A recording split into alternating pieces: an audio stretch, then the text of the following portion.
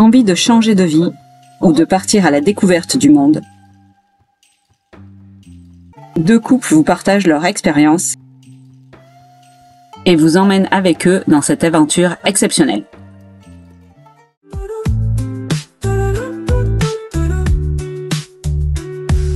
Ardéchois sur la route, Ardèche reparti à la découverte de monde. Viens avec Mehdi, Karine, Luca et Bully, partager notre aventure avec un vieux camion qui roule à 50, qui roule à 50 km/h. En recherche d'authenticité, on vous partage des moments sans chichi. Alors si tu aimes en bas, sinon on te souhaite bonne chance. Bienvenue sur la chaîne de Ardèche Baroud.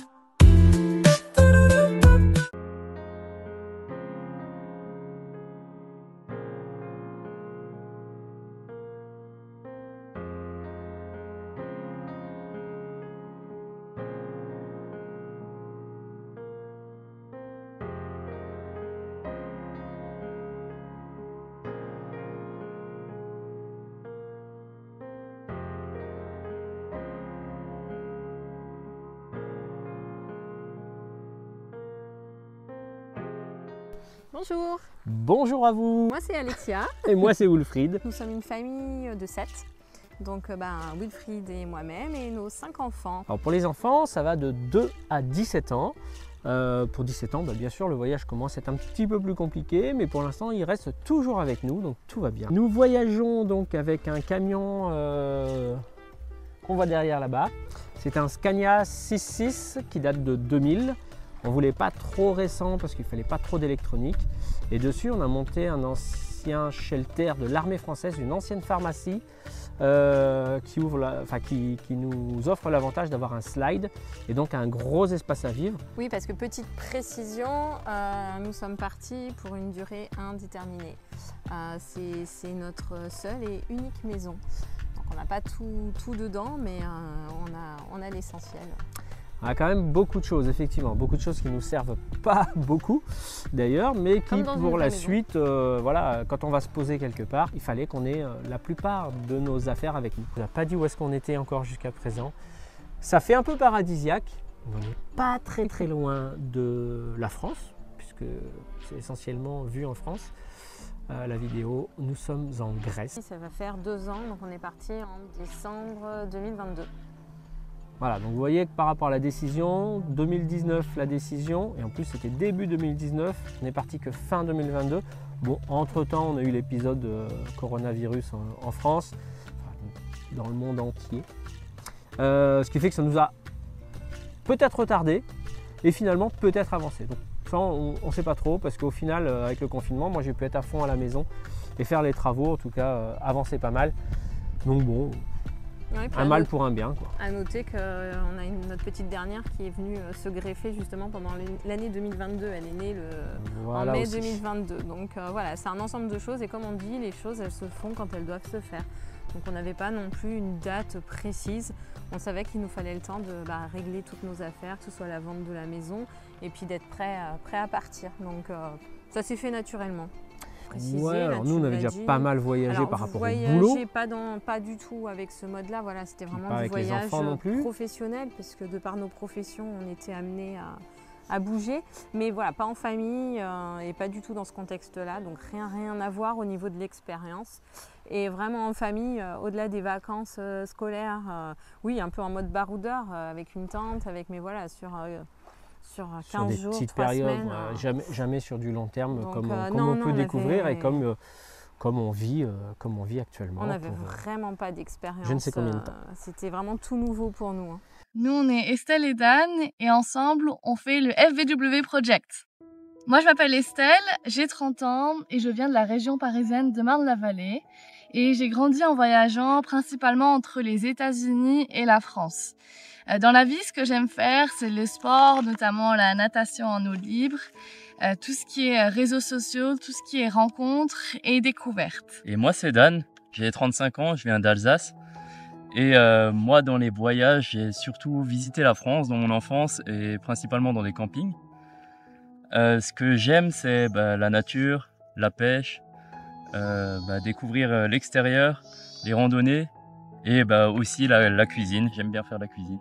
On est ensemble depuis 6 ans Et on a décidé de faire ce projet de tour du monde parce que on aime les rencontres, on aime la découverte, on aime l'aventure.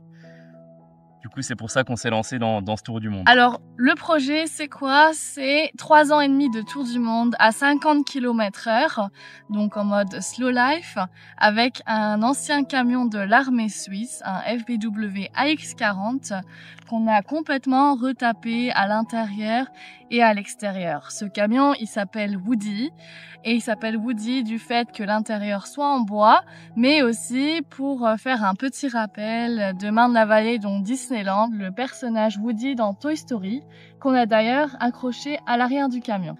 Donc aujourd'hui, on est parti depuis 1 an et on est parti d'Alsace. On a été en région parisienne pour dire au revoir à la famille d'Estelle.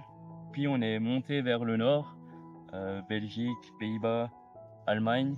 Ensuite, on a été Suède, Danemark, Suède, Finlande, Norvège. Puis on a shippé Woody donc sur un porte-conteneur de Suède jusqu'à Halifax au Canada.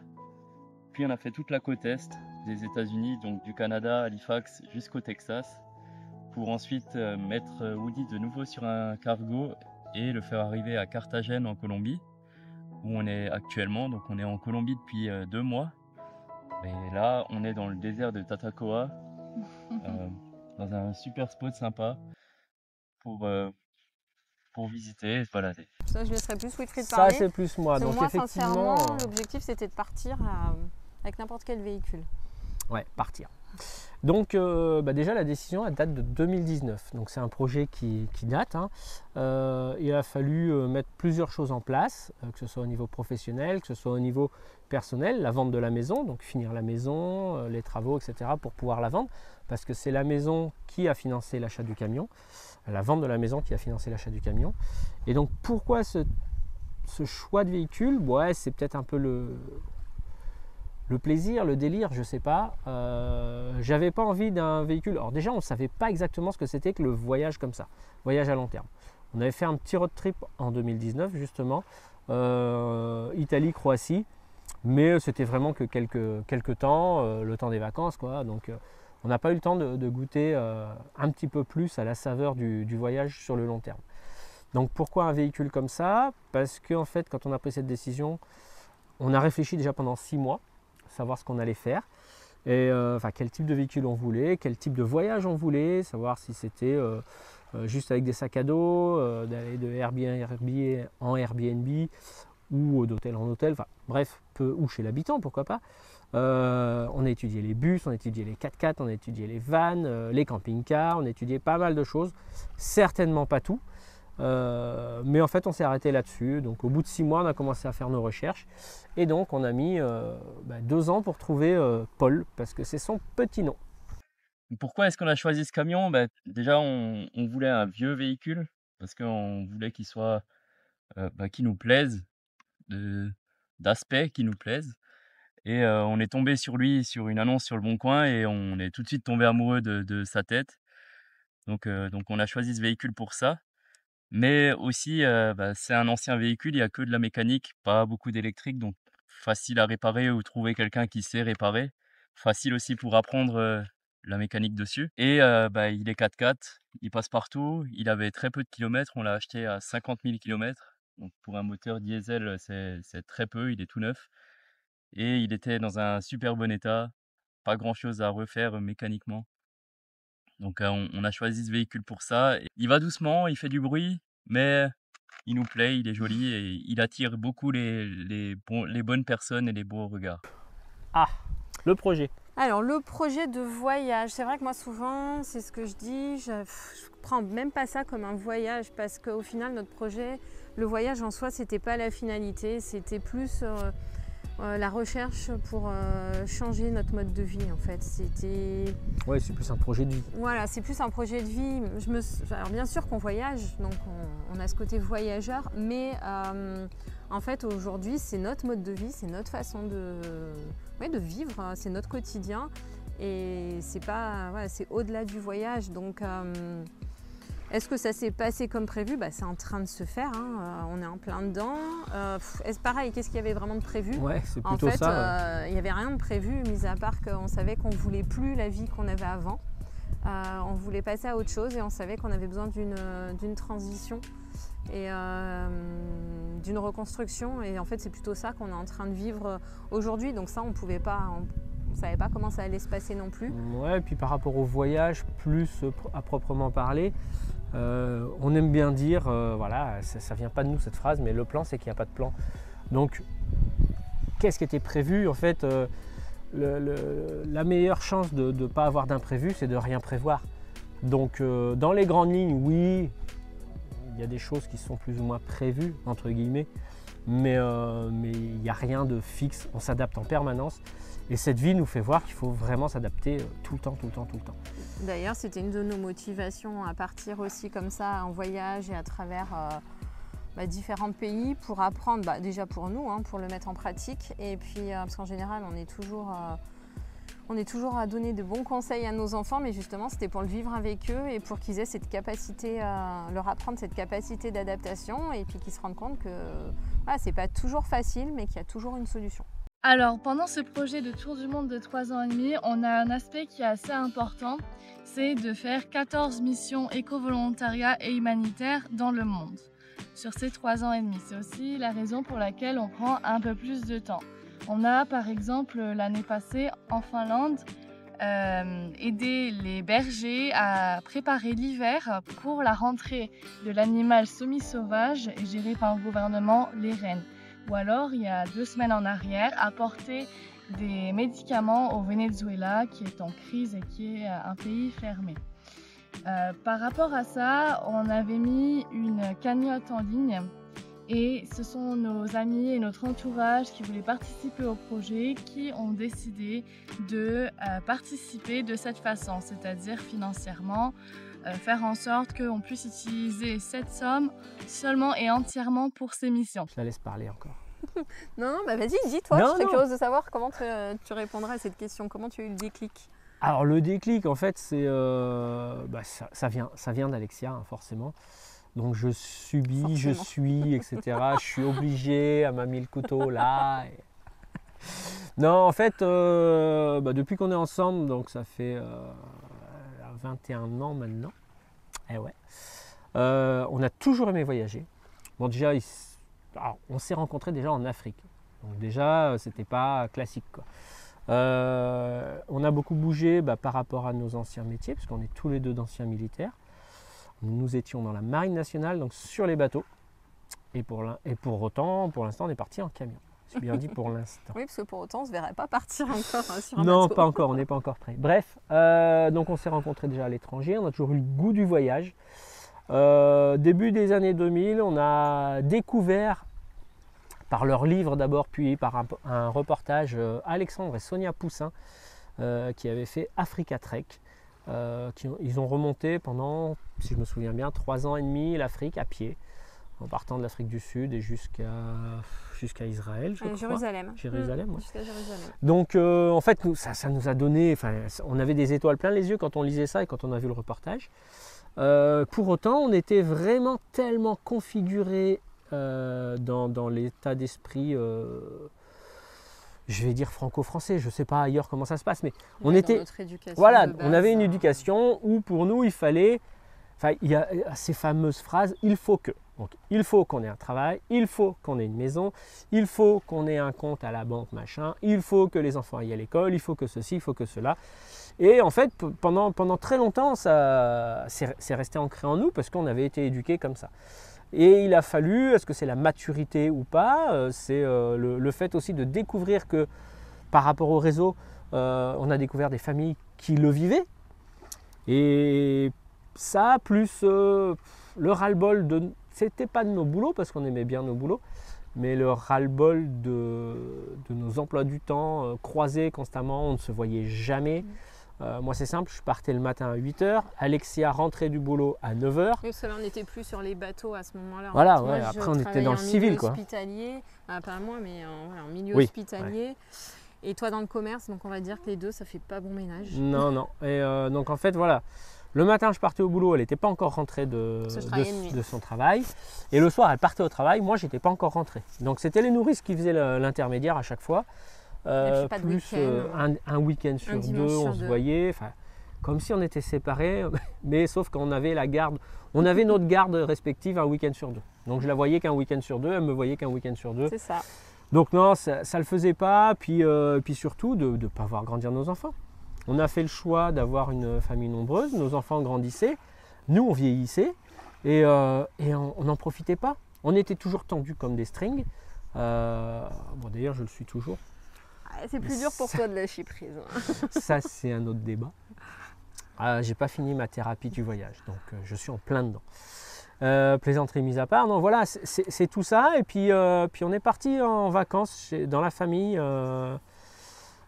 début février 2019. Alors ouais, je le dirai après, mais février 2019, on est parti en vacances dans le Jura. On a fait un petit tour en Suisse et je sais pas, est-ce que c'est ça qui a été le déclic avec tout ce qui s'était passé, plus un gros événement tragique malheureusement, pas directement nous impactant. C'est des amis qui ont perdu leur fils le 31 octobre 2018. C'est ça, 31 octobre 31 octobre 2018. Il avait 15 ans malheureusement et ça nous a vraiment chamboulé. Donc tout ce que je lui ai raconté avant, plus cette grosse tragédie, ce drame, ce déclic peut-être pendant les vacances de partir, de se dire ouais mais finalement c'est quand on est en vacances, quand on voyage, quand on est ailleurs, on voit du monde, on voit des choses différemment, tout un tas de choses. Moi personnellement, à la fin de chaque vacances scolaires, j'avais la boule au ventre le dimanche soir comme les enfants, de me dire que voilà, ça y est, ce petit moment, ce bon moment que j'ai passé avec eux, ça allait être fini, qu'ils allaient reprendre l'école, que moi j'allais reprendre le travail. Et voilà, et effectivement c'était ces fameuses vacances où on rentrait du ski, où j'avais pas du tout envie. Et en fait, c'était une période où les mois qui ont précédé, où je me posais beaucoup de questions sur ma relation avec mes enfants. J'avais même commencé à suivre des formations sur la relation bienveillante avec ses enfants, comme si je devais apprendre quelle relation je devais avoir avec mes enfants. Mais en fait, c'est là où ça m'a tout remis en question.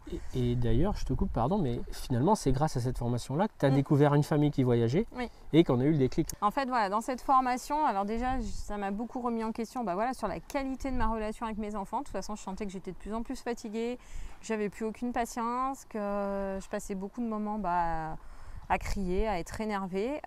C'était pas du tout ce que je voulais, donc j'ai fait cette formation.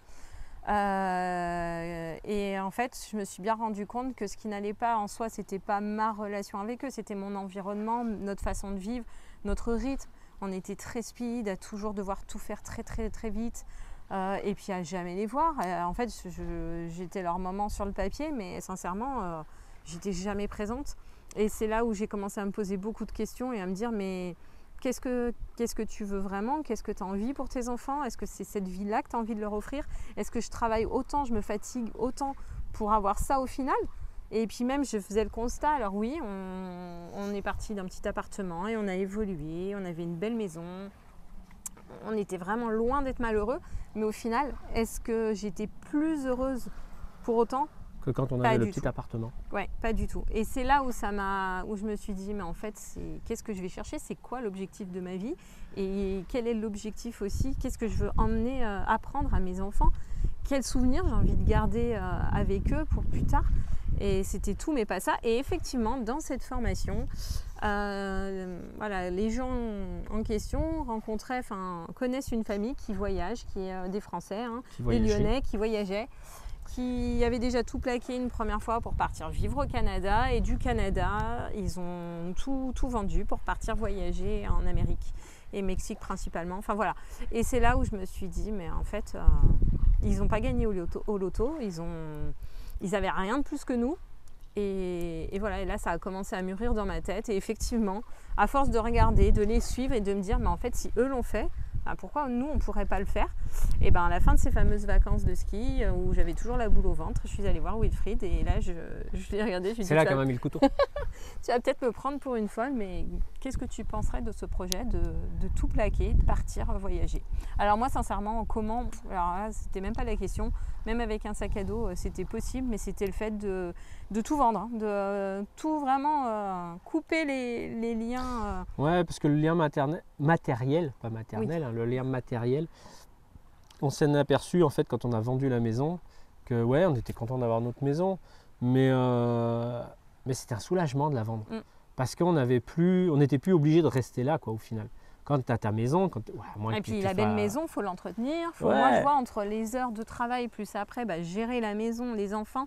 Au final, pareil, alors on avait beaucoup d'ouvertures, c'était très lumineux, des grandes baies vitrées, parce que c'est ce que je disais, j'ai envie de me sentir dehors.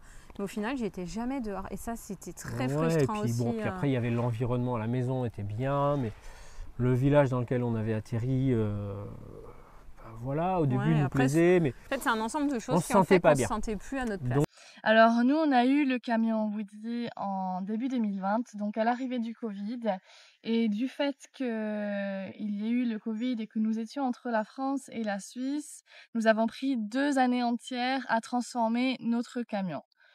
De ce fait-là, nous avons aussi fait 1 année de plus, donc la 3e année, pour préparer le tour du monde. Donc un total de 3 années qui nous ont aussi permis de déménager en Suisse, donc où il y a quand même de très bons salaires, et de mettre la somme que l'on voulait pour le tour du monde pendant 3 années. Une fois qu'on avait tout préparé et qu'on était prêt pour le départ, donc quelques jours avant, on a eu un changement de programme. Donc au lieu de partir vers la Russie et la Chine, on a dû changer d'itinéraire à cause de la guerre en Ukraine et puis des restes du Covid en Chine. Des problèmes pour faire tout ce qui était passeport, passe et visa. Donc on a changé de côté et on a décidé de partir depuis la Suède, de shipper notre camion vers le Canada et d'aller découvrir plutôt les Amériques, qui était un endroit plus sûr à ce moment-là pour commencer nos visites. Ce qui m'a plutôt incité, c'est Estelle. Au début de notre relation, après ses études, elle avait comme projet de partir en Australie, donc elle est partie pendant 1 an en Australie. Et on est forcément resté beaucoup en contact. Et je lui ai posé la question, qu'est-ce que tu comptes faire après ton retour d'Australie? Puis elle m'a dit, moi je compte prendre un sac à dos et faire l'Amérique du Sud. Et du coup, là, je lui ai demandé, et moi je suis où là-dedans? Parce que je me voyais pas dans son projet, donc c'était des projets qu'elle avait avant notre relation. Et du coup, elle m'a dit, je sais pas, mais moi je compte faire ça. Donc quelques temps après, je suis revenu avec une contre-proposition et je lui ai dit, est-ce que ça te dirait pas qu'on achète un van, qu'on l'aménage ensemble et qu'on fasse un projet de tour du monde en van ensemble? Et je crois que ça lui a plu parce que du coup elle a dit oui et C'était un bon argument, du coup j'ai accepté. Et donc on s'est lancé vers ce projet-là et vers cette route-là. Donc c'est comme ça qu'a été le déclic. Et donc on a décidé à ce moment-là de tout préparer pour pouvoir partir en van. Puis ensuite, lorsque Dan est venu me visiter pendant mes 2 derniers mois en Australie, il regardait déjà sur Le Bon Coin certaines annonces, etc.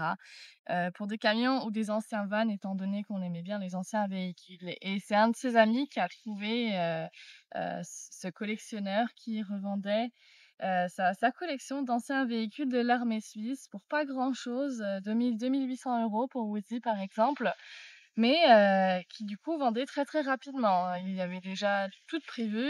Donc j'ai appelé le revendeur, le collectionneur et je lui ai dit « Écoute, je suis en Australie, mais je t'achète ton camion. » Le pauvre, sur le coup, il n'a pas trop compris, mais il a accepté. Et c'est l'ami de Dan qui est allé chercher notre Woody pendant qu'on était encore en Australie.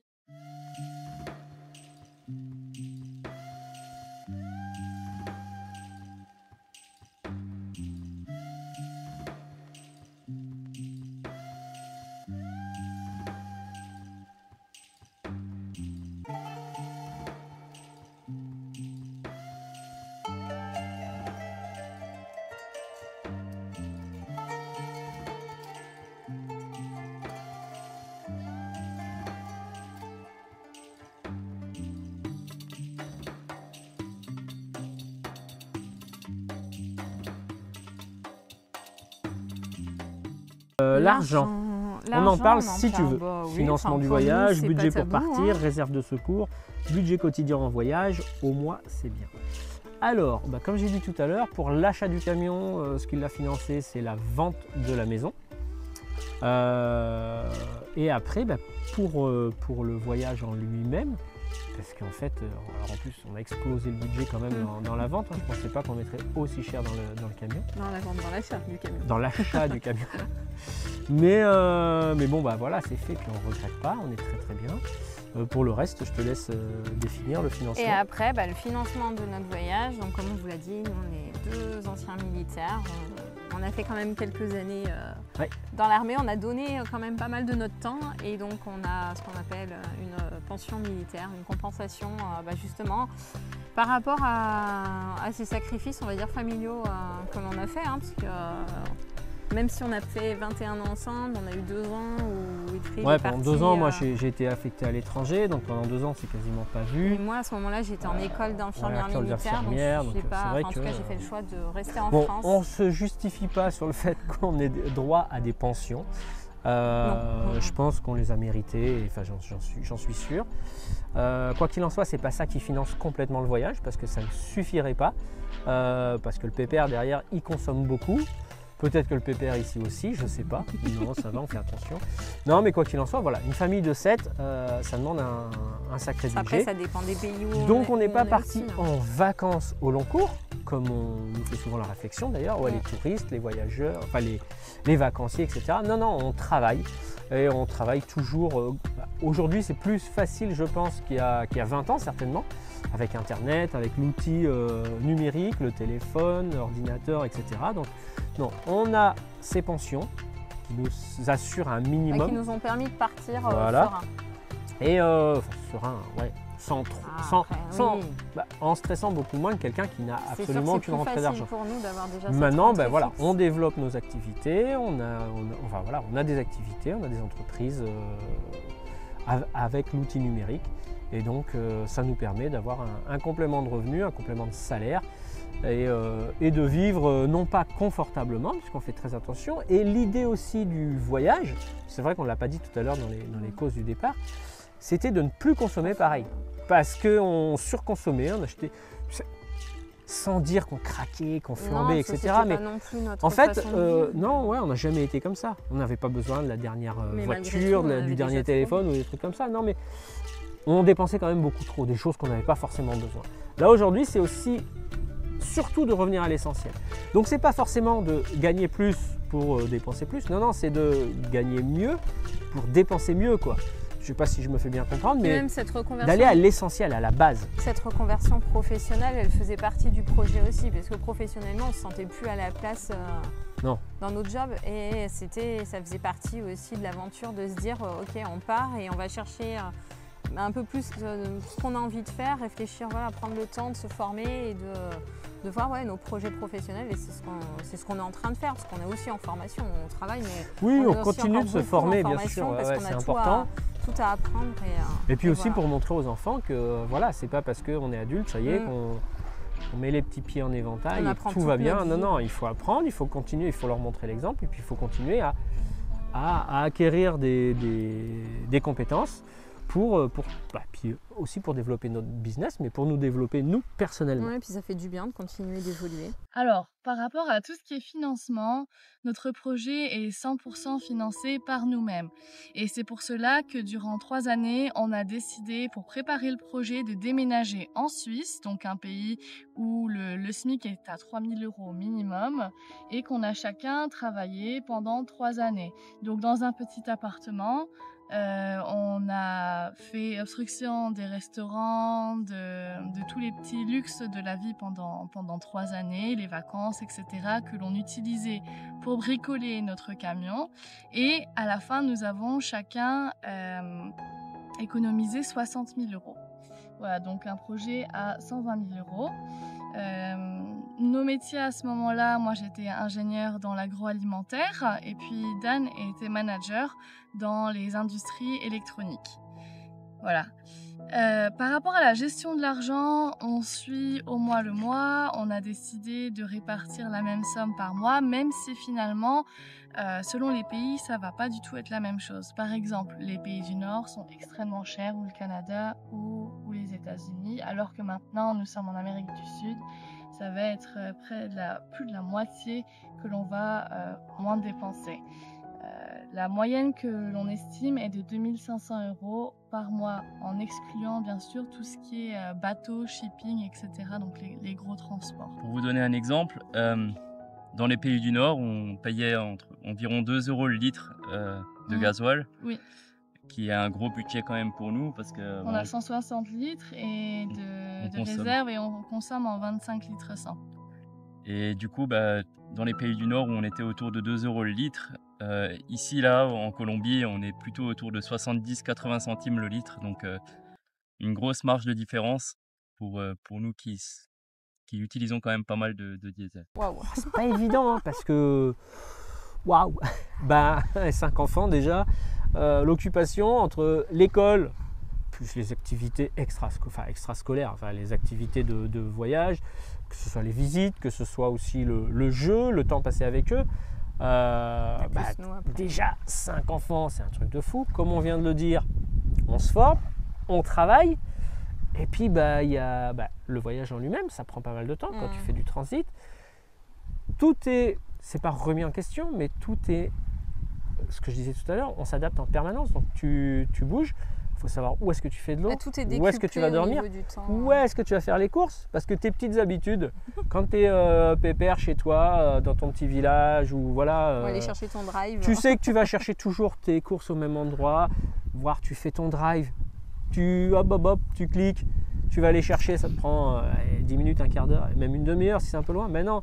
Donc quand tu vas en plus de pays en pays, c'est jamais les mêmes enseignes, tu trouves jamais les mêmes produits. On doit refaire aussi ça, cette adaptation ou adaptabilité, cette adaptation permanente au repas, voilà. Donc comment on s'occupe, c'est comment on pourrait faire pour avoir des journées de 48 heures. Ouais, j'ai l'impression que le temps passe comme avant plus finalement. vite qu'avant. Il nous fallait déjà plus de temps, mais là c'est pas mieux. C'est juste différent parce que vous voyez le cadre, c'est aussi celui que tu choisis. Le cadre, c'est aussi celui que tu peux avoir en fonction de la météo, en fonction de ce que tu recherches à ce moment-là.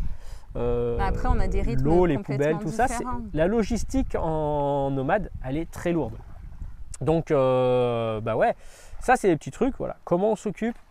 Ne vous inquiétez pas, on ne s'ennuie jamais. Non, puis après, ça dépend. Il y a des fois où on est en ville, où on est plus en mode visite, en mode touriste. Ouais. Et puis il y a des moments, là comme là en ce moment, on est plus en mode petite routine, on se pose. Voilà, il y a l'instruction des enfants, l'apprentissage du matin. Il y a notre petit rythme plus quotidien. Et ça dépend où on est en fait. Puis ça dépend de nos envies. Donc il n'y a pas de. Il n'y a pas de règles. Alors le temps, comment est-ce qu'on s'occupe en voyage? Alors, comme on vous l'a dit, on roule à 50 km/h, donc une bonne partie du voyage, c'est sur les routes, à profiter des paysages. Il faut savoir que la première année, on a passé plus de 500 heures rien qu'à conduire. Mais c'est agréable, c'est pas comme conduire une voiture, c'est plutôt comme un manège au ralenti. Donc ça va. Autrement, il y a toujours quelque chose à faire sur Woody, que ce soit des niveaux, des petites bricoles à l'intérieur, des vérifications, etc. Une grande partie du temps, ça va être de profiter de nos randos, de nos découvertes, de ce genre d'activités qui s'offrent à nous sur le passage, mais aussi du coup, un peu avant, toute cette planification, de dire « Ah, à cet endroit-là, on va pouvoir voir ceci, à cet endroit-là, on aimerait voir cela, etc. » Sinon, on aime faire nos activités, que ce soit la pêche, la cuisine, courir ou même nager, aller faire de la randonnée, aller faire des découvertes insolites.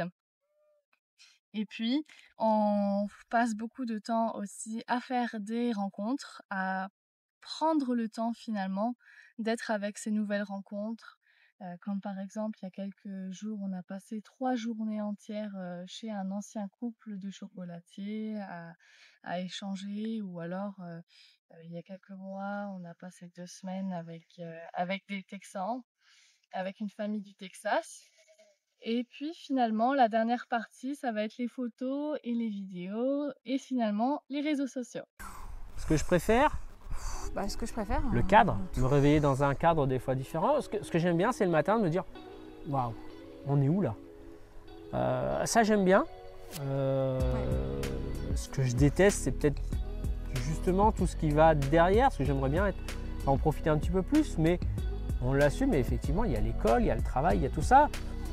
De là à dire qu'on déteste. Moi personnellement, il n'y a rien que je déteste. Non, je pense pas qu'il y ait un truc vraiment qu'on déteste. Pour rien au monde, je reviendrai en arrière. Peut-être les quelques fois où on se fait virer, mais ça reste très rare quand même. On ne peut pas dire qu'on déteste. On s'adapte encore une fois. Donc non, parce que ça met toujours un peu d'aventure, en fait, même quand on crève, on a eu des soucis techniques, on a eu plein de choses. Mais au final, il y a toujours eu le petit côté aventure et le petit côté content de se dire ouais, on a réussi à surmonter tous ces petits problèmes. Et franchement, même ça, je ne les déteste pas. Et après, ce que je préfère, j'aurais du mal de dire parce que c'est à part moi, quand même, il y a du monde qui nous regarde. C'est vraiment tout cet ensemble. C'est du temps avec les enfants, c'est ce qu'on préfère aussi. En fait, ce qu'on est venu chercher, c'est tout ça que je préfère. Ce qu'on est venu chercher. D'être 24 heures sur 24, 7 jours sur 7. Moi, perso, alors j'adore mes enfants, j'adore ma femme, il n'y a pas de souci, mais j'avoue que c'est pas évident. Mais parce que toi, tu n'avais pas l'habitude. Je pensais pas que ce serait aussi difficile. Donc, ça reste bien sûr dans ce que je préfère, c'est être tout le temps ensemble. Mais avec la pression qui va avec, ça c'est quand même plus difficile à gérer. Mais je mettrai quand même ça sur ce que je préfère. Alors, qu'est-ce qu'on préfère? Il y en a tellement des choses qu'on préfère. Mais je pense que majoritairement, c'est de découvrir des nouveaux paysages chaque jour. Surtout au réveil le matin, se réveiller dans un bel endroit, dans une belle nature, dans un beau spot, c'est vraiment quelque chose qu'on apprécie beaucoup. Ensuite, une deuxième chose qu'on adore, c'est grâce à Woody, Woody c'est un aimant à rencontres et à bonnes rencontres. Donc on a tous les jours des gens qui nous font des sourires ou qui nous lèvent les bras sur la route et qui nous font des coucous. Donc, qui s'arrêtent pour poser des questions, qui nous arrêtent pour nous poser des questions. C'est vraiment tous les jours, du matin au soir, depuis le début du voyage. Et on a souvent, plus particulièrement, des rencontres un peu plus quand on demande si on peut dormir là, des gens qui nous laissent partager un moment de leur vie avec eux ou des gens qui nous offrent des fruits, des légumes. Sur les routes. Des policiers qui veulent prendre des photos avec nous, enfin bref. Oui, des documentaires. Ouais. On a vraiment plein de belles choses sur notre route. Ensuite, ce qu'on déteste, on va pas dire qu'on déteste, mais ce qui est peut-être un peu plus contraignant, c'est parfois s'adapter pour mince, on n'a plus d'eau et puis il faut chercher de l'eau. Ou on l'a choisi, mais c'est comme ça. On a un vieux camion qui fait pas mal de bruit quand on roule. Donc on roule avec des casques et on peut pas trop communiquer ensemble pendant qu'on roule parce que le moteur est là entre nous deux et du coup ça fait du bruit. Voilà. C'est peut-être les inconvénients, mais c'est pas non plus. Ça va. C'est compensé par tout le reste, on va dire. Oui. Alors là, c'est pareil. On en a parlé. C'est ce que je disais à Wilfried. Au final, moi, je me rends compte que c'est beaucoup avec le recul. Alors, je dis pas que sur le moment, on n'apprécie pas, loin de là. Hein. Il y a plein de moments qu'on apprécie. Mais vraiment, il y a des émotions, des sentiments qui ressortent quand on repense à ce qu'on a fait, à ce qu'on a déjà vécu. Moi, c'est vrai que je repense souvent au Maroc. Même si sur le moment je l'appréciais déjà, mais là quand j'y repense, j'avoue qu'il y a des fois même des moments qui me mettent les larmes aux yeux. Puis les rencontres dans des pays où tu te dis ouais mais les gens ils ont rien et ils t'accueillent comme si... Ouais, ça comme si peut-être que c'est une des choses que j'ai appréciées, c'est de se rendre compte que voilà, finalement il y a quand même un soutien, il y a quelque chose qui est très humain. Dans certains pays, ça se ressent énormément et on ne se sent pas seul en fait. On a tendance à dire que l'homme avec un grand H, l'homme est un nomade.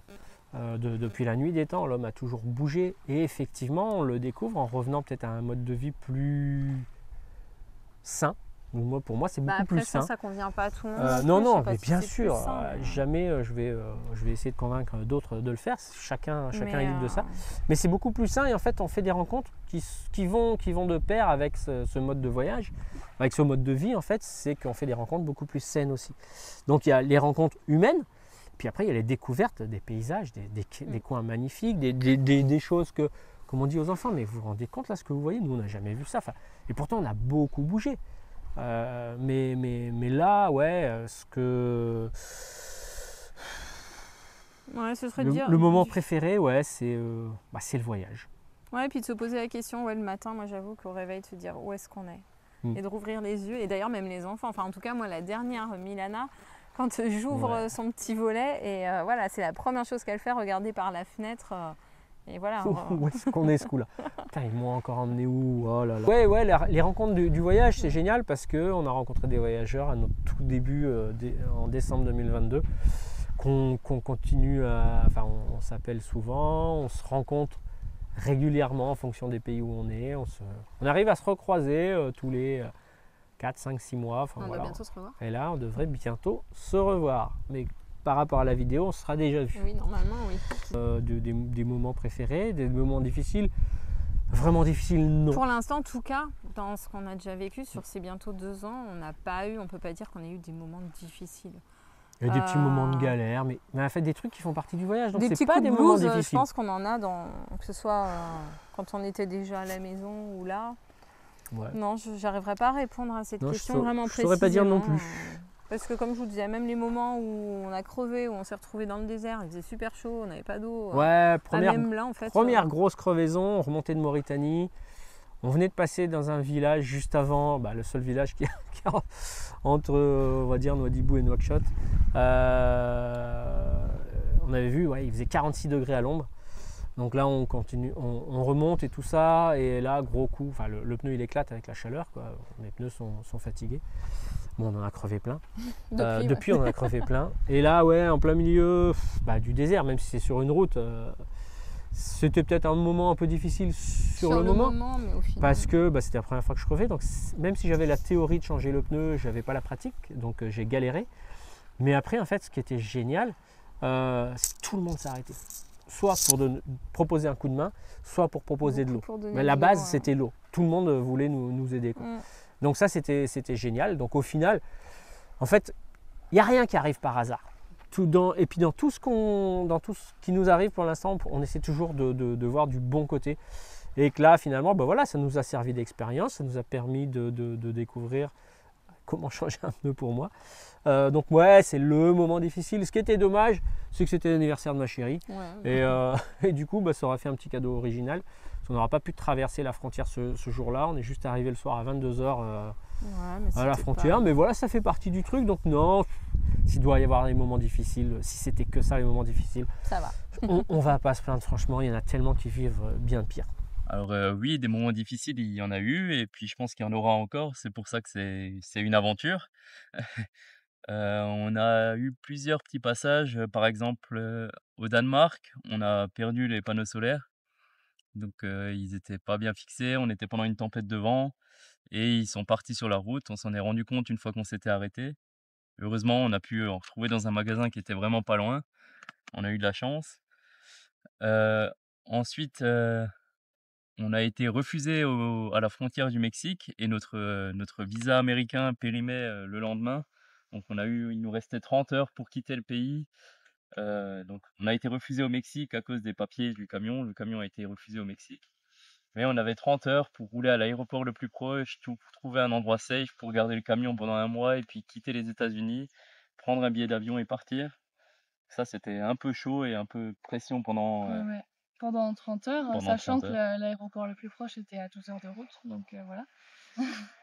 Ensuite, qu'est-ce qui nous est arrivé encore? Le camion a eu 25 jours de retard dans le shipping entre le Texas et la Colombie. Donc pendant 25 jours, il a fallu trouver un logement, financièrement, voir comment est-ce qu'on pouvait s'organiser et tout ça. Et puis ensuite, on a fait l'importation nous-mêmes, sans agent, en Colombie. C'était vraiment pas une tâche facile, surtout avec notre espagnol qui n'était pas encore très bon. Donc c'était des jours de stress et des jours de course à gauche à droite. Mais on a réussi à s'en sortir. Et il y a pas longtemps, dans une petite route colombienne. C'était pas une route. C'était un chemin de terre, Ouais. un chemin comme de randonnée. On a croisé un bus, donc dans une descente. Enfin, nous on montait, lui il descendait, et puis il nous a raclé le côté avec son rétro, et on a donc cassé une vitre du camion. Après, heureusement, on est en Amérique du Sud. Plus de peur que de mal. C'est une vitre carrée, simple. Donc on a été chez un vitrier à 15 €. On a pu refaire une vitre et puis on a réparé ça. Donc voilà. C'est l'aventure. C'est l'aventure, c'est comme ça. Parfois, on a prévu quelque chose, mais non, il arrive quelque chose. Il faut s'adapter, il faut trouver des solutions. Mais c'est pas grave, c'est la vie, c'est l'aventure. Voilà. Bon, bah, ça n'a pas changé. Hein. Ben, pas différemment qu'avant, parce que de toute façon, avant, comme on disait, nous déjà, on ne se voyait bougeait, pas au niveau vie de famille. On se voyait quasiment pas. Donc nos proches, on les voyait pas spécialement. On n'était pas On n'a jamais forcément vécu à côté. Vraiment tout le temps proche de Non, nos parce que familles, déjà, donc, on a beaucoup est parti, bougé avec l'armée. On a toujours été loin en fait de nos familles. Donc le téléphone, maintenant Internet, WhatsApp. Ils nous suivent sur les réseaux, donc ils arrivent à voir un petit peu tous les jours ce qu'on fait, ce qu'on vit. Et puis bon, on s'appelle quand même régulièrement, enfin plus ou moins régulièrement, mais pas plus que quand on était sédentaire en France. Et pas moins non plus, quoique mon papa qui n'a pas WhatsApp par hasard, par exemple, je ne peux pas l'appeler souvent. Donc là, on est revenu en zone Europe, on est en Grèce, donc là, je peux l'appeler. Sinon, on s'envoie des mails de temps en temps, mais ouais, on ne fait pas de carte postale, on ne fait pas de trucs à l'ancienne. C'est peut-être dommage, ça pourrait peut-être être sympa, mais voilà, la communication tous les jours, les relations, en fait, ça n'a pas beaucoup changé, que ce soit en bien ou en mal, ça n'a pas forcément évolué dans un sens ou dans l'autre. Alors, les relations, amis, famille, comment ça se passe en voyage ? On a de la chance d'être au 21e siècle, donc tout ce qui est réseaux sociaux, WhatsApp, etc., ça va être assez simple de communiquer. Dan, il a une famille très nombreuse, donc c'est, je pense, à peu près tous les jours qu'ils se parlent. Moi, c'est une toute petite famille, donc ça va plutôt être toutes les 2 semaines. Et puis après, j'ai eu l'avantage de grandir en voyageant, donc des amis et de la famille sur la route, on en a croisé vraiment beaucoup. Déjà, la première année, par exemple, à peu près 25 personnes. Et ça va continuer. Donc ça, c'est quand même un bel avantage. Le retour, c'est quoi ça ? Comment on l'envisage ? C'est pas qu'on l'envisage pas, parce que ce qu'on envisage, c'est un retour à la sédentarité, parce qu'on pense qu'effectivement, on ne sera pas nomade tout le temps. Par contre, on n'envisage pas forcément, je ne vais pas dire jamais, parce qu'on ne sait jamais ce qui peut se passer, mais on n'envisage pas le retour en France. Non. Dans notre projet, c'était pas. En tout cas, pas en France métropolitaine. On voyait les choses. Ouais. Ça, c'est. Je ne peux pas dire que c'est sûr parce que. Les mouches. Attaque de mouches. Alors, pas en France métropolitaine, même si, attention, on adore la France, on ne crache pas dessus. Le pays, il est magnifique. On sera toujours fiers d'être français. Il n'y a aucun souci là-dessus. Oui, je me fais vraiment attaquer par les mouches. Terrible. Je savais qu'il fallait que je me lave. Ça fait une semaine là maintenant. Bref, ça pourrait être coupé. Non, donc on n'envisage pas de retour en France. Donc, quand je dis métropolitaine, même sur les îles, pas forcément en dom-tom, même si ça nous plairait beaucoup de vivre sur les îles, mais en fait, il y a toujours certaines réglementations françaises qui, il y a des choses qui nous font dérangent. Que nous, aujourd'hui, et puis, en fait, c'est surtout qu'en fait, on a envie de se poser un jour. Enfin, on aura certainement envie de se reposer un jour, mais il faut qu'on se sente bien. Donc où est-ce que ce sera ? On ne sait pas, d'autant plus que nous, la direction du voyage, un coup c'est par là, un coup c'est par là, un coup c'est par là. Quand on se sentira bien quelque part, on se posera. On posera les valises, peut-être, et puis on verra. Alors, le retour, comment est-ce qu'on l'appréhende ? Le retour, c'est encore loin, c'est dans 2 ans et demi à peu près. Donc pour nous, comment est-ce qu'on l'appréhende ? Pour l'instant, on ne le prépare pas encore. On reste ouvert pendant notre voyage à est-ce qu'on va trouver un pays où on va tomber amoureux, est-ce qu'on va avoir une idée de business ou est-ce qu'on va vouloir continuer à voyager ou repartir, ou est-ce qu'on va vouloir s'installer en Europe quelque part. On ne sait pas du tout encore, on reste ouvert pour l'instant, on va déjà profiter de nos 2 ans et demi qui nous restent à voyager. Et on verra quand on arrivera proche de la fin comment est-ce que ça va se passer ou comment est-ce qu'on va préparer ça. Alors on nous y trouve tous les deux sur Instagram, chacun notre compte différent, avec 2 approches différentes. Moi de mon côté ce sera vraiment plus le voyage avec The World in Truck. Et puis toi ? Moi c'est mon nom, Alexia Boira, les partages d'Alex. Moi l'objectif il est un petit peu différent parce que au début j'étais pas trop réseau, mais au final je me dis que c'est comme ça quand même que j'ai découvert que c'était possible de découvrir d'autres familles qui vivaient des expériences comme celles qu'on est en train de vivre, et c'est ce qui m'a motivée, c'est ce qui m'a redonné confiance, et je me dis que si aujourd'hui je peux aider d'autres personnes, alors que ce soit pour le voyage mais pas que, Moi, je travaille plus sur le côté de la maman. Parce qu'au final, le constat que j'ai fait aussi de tout ça, c'est que dans ma vie de maman et de femme, je me suis beaucoup oubliée. Et voilà, hein, comme on dit, le voyage, c'est un petit peu un retour sur soi. Et donc aujourd'hui, ouais, c'est une grosse introspection, le voyage. Ouais, et puis c'est pas fini, hein, c'est en cours. Je vous ai dit, c'est pas thérapie. Et j'en suis loin. Voilà, ce que ça représente pour moi, c'est de tendre la main aussi à d'autres personnes. Ne serait-ce que juste de nous suivre, si ça peut les aider à se dire, mais enfin déjà leur donner un petit peu de bonheur, enfin de ouais, partager ce qu'on vit, c'est une grosse richesse. Alex, elle la partage beaucoup sur tout ce qui est l'instruction des enfants, après, sur différents sujets. Mais comme si vous voulez, vous irez voir. Et c'est plein de choses que si j'ai un regret à faire, c'est de ne pas les avoir connues plus tôt. Et voilà, et si ça peut permettre à d'autres personnes d'ouvrir certaines portes. En fait, moi, quand j'ai commencé à en pousser une, et après ça a été une autre, et puis une autre, et c'est tout un monde qui s'est ouvert. Et c'est vrai que voilà, j'aurais aimé savoir ça un peu plus tôt. Maintenant, si moi je peux partager ça avec d'autres personnes, voilà, ça représentera. C'est effectivement ce que ça représente pour nous, c'est de pouvoir partager nos expériences, partager notre vécu, inspirer ou pas d'autres personnes, mais en fait que les gens comprennent que c'est possible. C'est ouvert à tout le monde. Et puis forcément faire voir aussi ce qu'on voit, ce qu'on découvre. Découvrir des lieux, etc. Il y a des gens qui ne peuvent pas. Moi, il y a des gens qui m'écrivent en disant ouais, moi je suis malade, je ne pourrais jamais voyager, etc. Merci de nous faire voyager à travers tes vidéos, etc. Bon, voilà.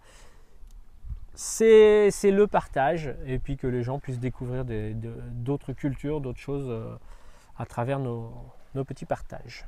Alors, nous avons les réseaux sociaux, oui. Pour nous, c'est comme notre carnet de voyage avec un blog principal et nos chapitres de pays, et puis aussi notre carte et notre itinéraire pour nous retrouver.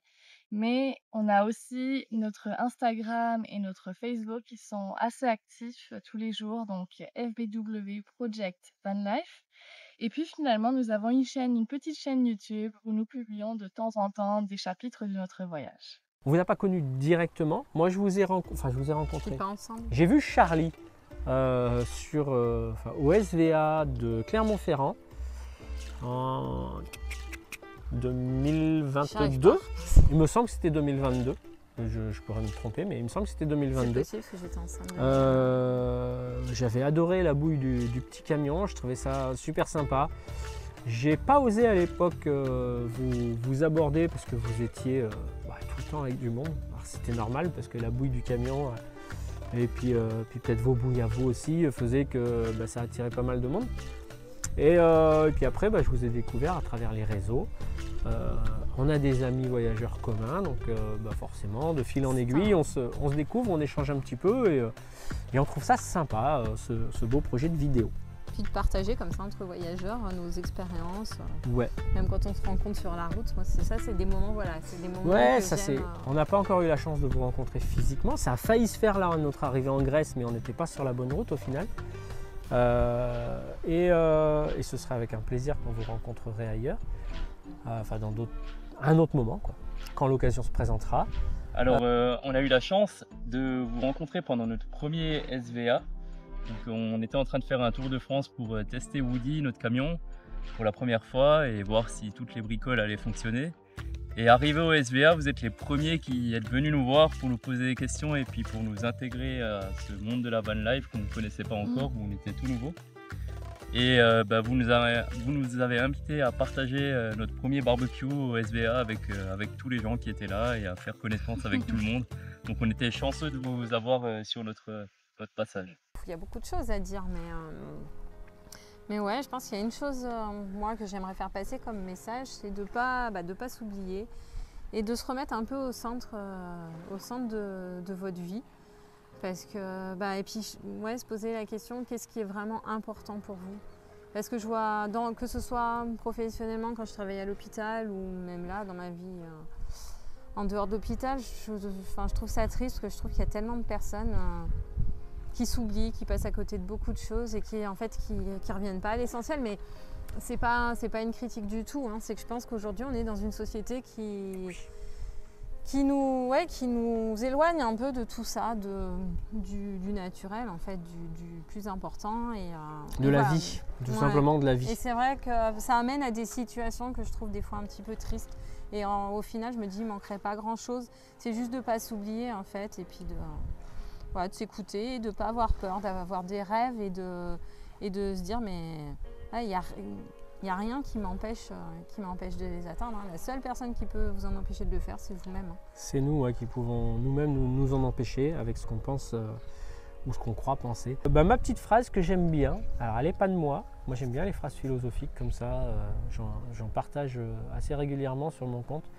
Mais ma petite phrase que j'aime bien, que je mets toujours sur mes posts Instagram, c'est « Imagine que tu oses et que tout se passe bien ».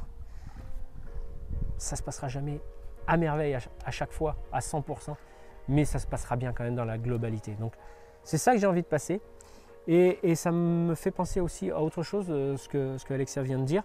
C'est un voyageur qui vit nomade depuis plus de 13 ans et que j'aime bien aussi. L'autre jour, il répondait à une question qu'on lui pose souvent, c'est comment je gagne ma vie. Donc on revient un petit peu à ce qu'on disait tout à l'heure. Donc il répondait tout simplement, je ne gagne pas ma vie. Enfin, il la gagne bien sûr, mais je ne cherche pas à gagner ma vie, je cherche à vivre ma vie. En gros, c'est ça. Et on l'a déjà gagné. C'est ça qu'il faut. Tu te lèves le matin, tu travailles le matin, tu as déjà gagné. Donc continue, fonce, vas-y, dis-toi que c'est possible. Si tu veux, tu peux. Si tu ne peux pas, tu dois. Alors, pour les gens qui nous regardent, on aimerait partager le message suivant. Quand on a un rêve, il faut y aller, il faut se donner les moyens pour y arriver. Nous, on a eu 3 années de préparation qui étaient quand même assez longues et de temps en temps, on se demandait si on allait vraiment y arriver. Et puis finalement, aujourd'hui, quand on voit ce qu'on peut faire en ayant fini notre projet, on se dit franchement, ça valait. Et des fois, il suffit de le rêver pour pouvoir le réaliser, comme dirait Monsieur Walt Disney. C'est vraiment quelque chose qu'on encourage les gens de faire, que ce soit un rêve de voyage à l'autre bout du monde ou un van à retaper ou même n'importe quel autre projet. Allez-y, foncez, ne vous laissez pas vous décourager par l'entourage qui dira que c'est un projet fou, parce que ça, il y en aura toujours, mais concentrez-vous sur votre rêve. Et moi, ce que j'aimerais aussi passer comme message, c'est pas forcément de la chance. La chance, on se l'est donnée en fait. On est parti, on a pris le risque de partir ailleurs, mettre de l'argent de côté, pas investir dans une maison ou pas investir dans des choses. On a pris nos risques, on est sorti de nos zones de confort plusieurs fois. Changer de pays.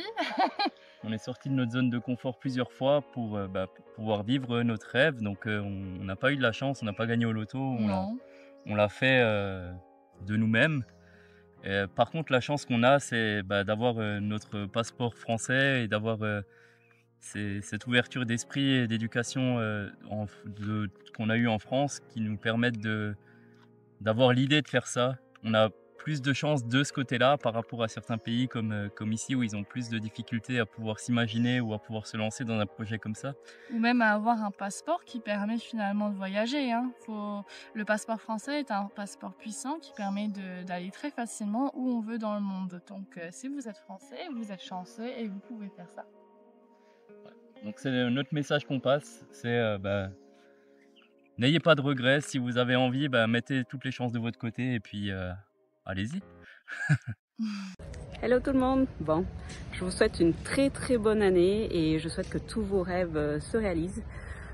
Concernant cette vidéo, c'est quelque chose que vous n'avez pas l'habitude de voir effectivement. C'est quelque chose qui pour moi est nouveau, mais c'est quelque chose aussi qui me tenait à cœur, c'est-à-dire de vous partager en fait ces personnes qui sont pas plus fortes que les autres, qui n'ont pas mieux que les autres, qui ont juste fait un choix et qui ont décidé de partir. Alors vous voyez, il y a Dan et Estelle qui eux sont partis pour une durée programmée entre guillemets, et puis vous avez Alexia et Will qui eux partent pour le long terme sans trop savoir ce que leur attend demain, et ça c'est une autre vie. Donc cette vidéo, j'espère qu'elle sera inspirante pour vous.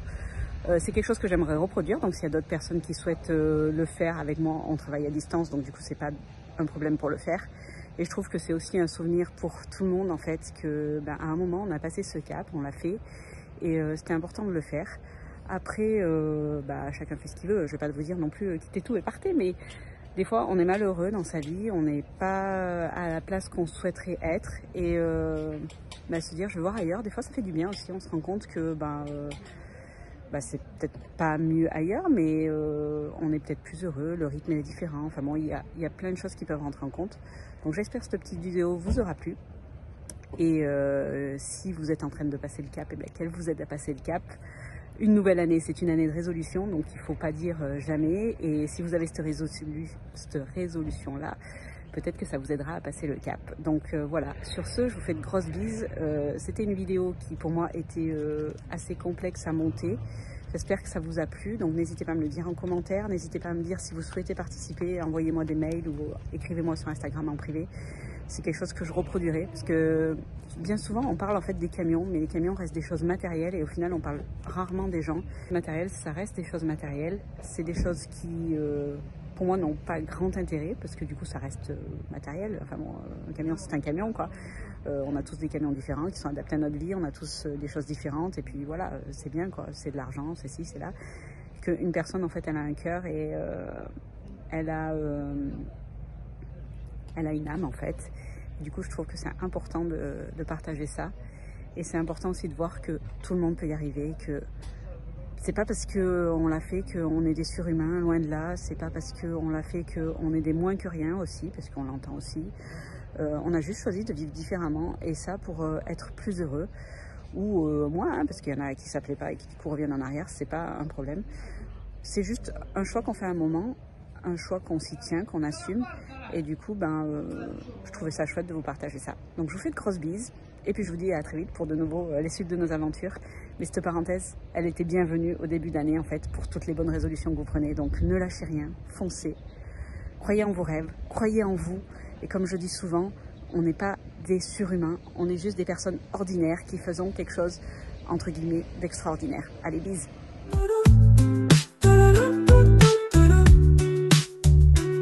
Famille ardéchois sur la route, Ardèche reparti à la découverte de monde.